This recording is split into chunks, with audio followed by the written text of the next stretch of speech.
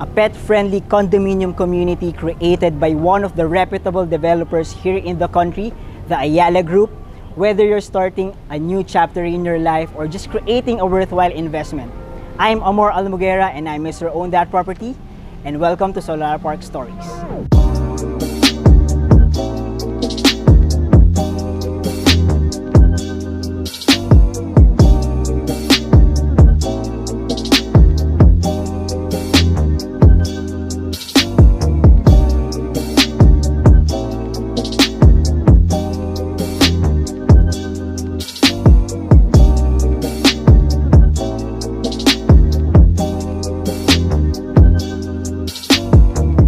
So nandito tayo ngayon sa commercial strip dito sa Nuvali, and ipapakita ko sa inyo yung newly launched condominium project ni Ayala Group under Avida. So that is Solara Park Stories, and nandito tayo nga sa showroom nila.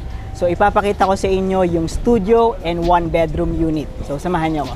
So nandito tayo ngayon sa showroom ng Solara Park Stories. So nasan nga ba to? Si Solara Park Stories ay newly launched project ni Ayala, situated sa loob ng Nuvali. So if you've been here in Nuvali, makikita at mapapansin nyo talaga on how or kung gaano kaganda yung mismong community, dahil tabi-tabi na yung developers dito, tabi-tabi na rin yung mga subdivisions. And itong si Solara Park Stories ay nasa loob mismo ng Nuvali. So in terms of future developments, aside from the location ng mismong Solara Park Stories, nandyan na rin yung accessibility sa school. So ano ba yung mga schools na nasa loob ng Nuvali? So nandiyan na si Xavier, nandiyan na si Miriam, and malapit na din dito si UST Laguna, si Lasal Laguna.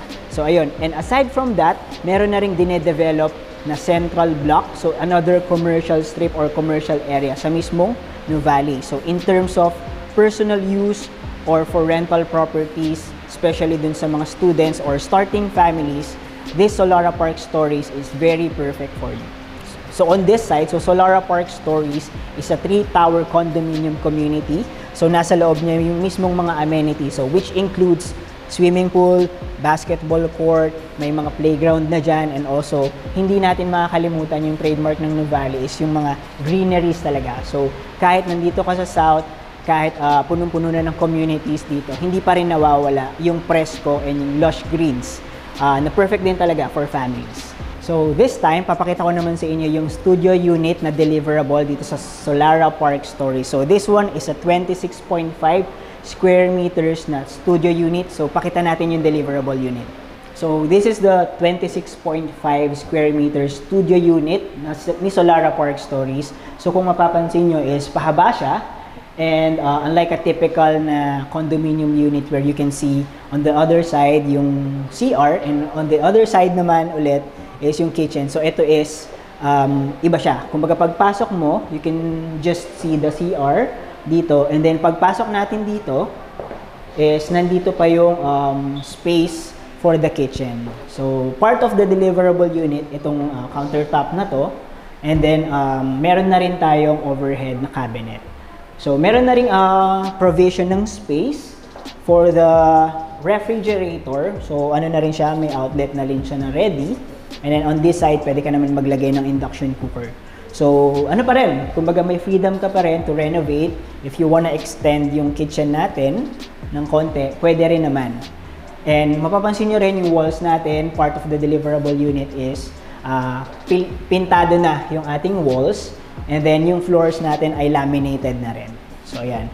So, in terms naman of the furnitures, so may freedom ka pa rin to choose, may freedom ka pa rin to design this unit. Kumbaga, sa deliverable unit na to, furnitures na lang ang ilalagay mo. And depende na rin sa iyo if you are going to renovate or improve the space. So, bale, kapag condominium living naman is, kumbaga, ano pa rin, efficiency. It's up to you on how you are going to place your furnitures efficiently. And pwedeng-pwede ka pa rin magpa-design, humingi ng tulong or consultation sa mga interior designers natin with this. So, ayan. So, meron na rin tayong provided na outlet on this side. And meron na rin tayo this side. So, just in case you want to place your bed here or an office, so, pwede rin. Kumbaga, meron na rin dito for if in case you want to put your entertainment area like TV or computer here. So, meron na ring provided na outlets.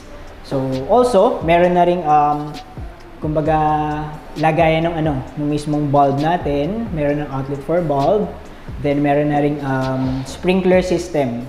So, in terms of safety, and meron na rin tayong fire detector. Yan. Kumbaga, smoke detector rather. And on this side naman, so, nakikita natin, meron tayong space for the AC unit. And hindi siya included. Kumbaga, parang for inspiration lang, kung saan nyo pwedeng ilagay yung air conditioning unit natin. So, on this side naman, meron tayong aluminum and glass door and windows para ma-access natin yung ating balcony. So, on this side, yan, maluwag naman siya. And then, in terms of yung railings natin, so, on a standard height naman siya. And on this side, may outlet din tayo. So, if you want to put table and chairs here for you to relax, whenever you want to have a coffee in the morning, or merienda in the afternoon, pwede rin. Spacious siya. And then on this side naman, meron na rin, actually pwede rin tong provision para dun sa condenser unit ng ating aircon. So pwede rin siya dito. So spacious siya, nasa standard height yung ating railing. In terms of TCP, so this one is at around 11,000 pesos down payment payable for 36 months. So as low as 11,000, you can acquire this studio type condo unit sa Solara Park. So if you want to know more about that, you can send me a message para mag-guide kita and ma-assess natin if this is the perfect or best fit property for you. Again, from the living area, so ito naman yung CR natin. So again, this one is a spacious comfort room, no? So nandito yung toilet natin, nandito yung lavatory, and this is the space for the shower area. So ayan. So, pwede kang maglagay ng glass dito or any partition. And on this side naman, since spacious din siya, meron na rin tayong abang na outlet and abang na plumbing for the washing machine. Pwede rin itong gawing laundry area. So, for the amount or the TCP of this studio unit, the price starts at 5.8 million pesos. So, meron tayong 10% spot down payment and the other 10% is payable up to 36 months. So, that's 11,000 pesos per month down payment. So, in terms of personal use, perfect siya. And also for rental, just in case you have a family member na nag-aaral within the area. So, ito ay katabi na rin talaga ng Xavier School. So, if you want to know more about that, you can reach out to me through my social media accounts. And ngayon naman, papakita naman natin yung 1-bedroom condo unit dito sa Solara. So, tara! So ngayon naman, ipapakita ko sa inyo yung 1-bedroom condo unit nitong Solara Park Stories. So this one is a 35.8 square meter condo unit na fully finished. So tara, puntahan natin tong ating model unit. So kung nakikita nyo, so this is an inspirational design lang. So gaya nung sabi ko kanina, so pwedeng nyo i-renovate or you have the freedom to redesign and renovate your condo unit just like this. So, pagpasok natin dito sa entrance, so makikita natin na on this side is yung kitchen. So, meron na tayong lavatory, meron na tayong induction cooker. Pwede tayong maglagay ng induction cooker and overhead na cabinets. So, from this side, so this side naman is yung provision or space for the refrigerator. So, ayan. So, what I like about this one is, kumbaga parang the space was really used efficiently. So, the stove, the lavatory, the refrigerator, and yung sa overhead cabinet. So, this side naman, so we have a spacious living area. So, pwedeng dito yung sofa, pwedeng dito yung entertainment system. And dito naman sa design na to, so they use it efficiently na nilagay na rin nila yung dining area dito. Pero for you to have other options, pwede nyo rin, for example, dito yung dining and dito yung living area na sofa, or the other way around. So pwede rin dito yung entertainment like the TV, and dito yung space nyo for living area, and dito naman yung ating dining. So pwede ganon. Again, you have the freedom to redesign and to renovate. So this one naman is to give you a clarify ko lang na Itong space na to ay hanggang dito talaga. Yan, dito. So this one is just an extra space. Yan. So ginawa lang din nila or dinesign na rin talaga nila for the entertainment side nung mismong condominium. And on this side, so we have a spacious na CR. Ayan. So the lavatory is here. And also toilet. And then the shower area. So maluwag siya. And to use the space efficiently, so pwede ka rin maglagay ng, dito mo na rin ilagay yung ano mo, yung laundry equipment. So pwede dito or estante na din. On this side naman, so from the entertainment or the living area, punta na tayo dito sa bedroom. From our comfort room, again back tayo dito sa living area. So this one naman is yung ating bedroom. Yan. So dito, it is also used efficiently. So nilagay nila dito yung queen size bed.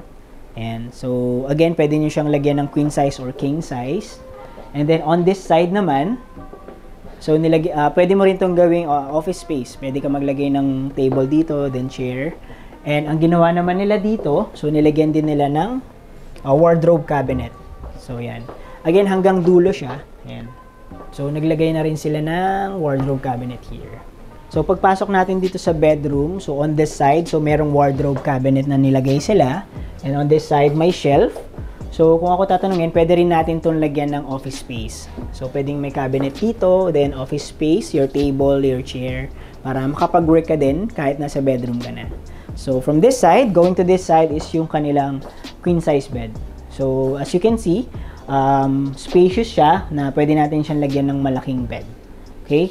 And from our bedroom, so meron tayo ditong aluminum and glass na door going to our balcony. So may door and may window na rin tayo. So buksan natin.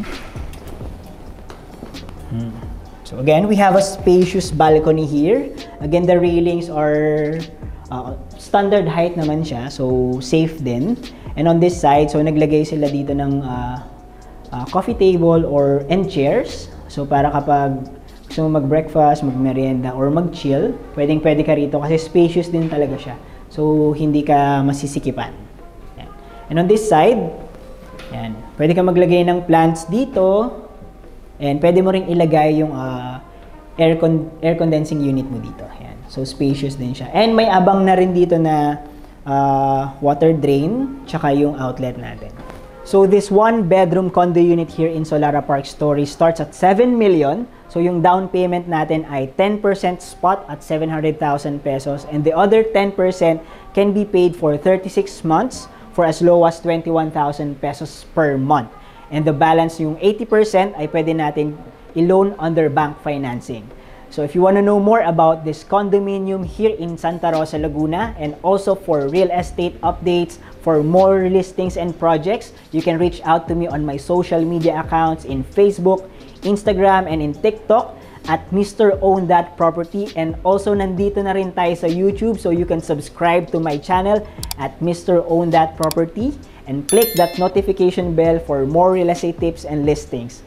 I am Amor Almugera and I'm Mr. Own That Property. So if you want to know more and if you want to acquire a condo unit here in Solara Park Stories, you can send me a message and let me help you own this property.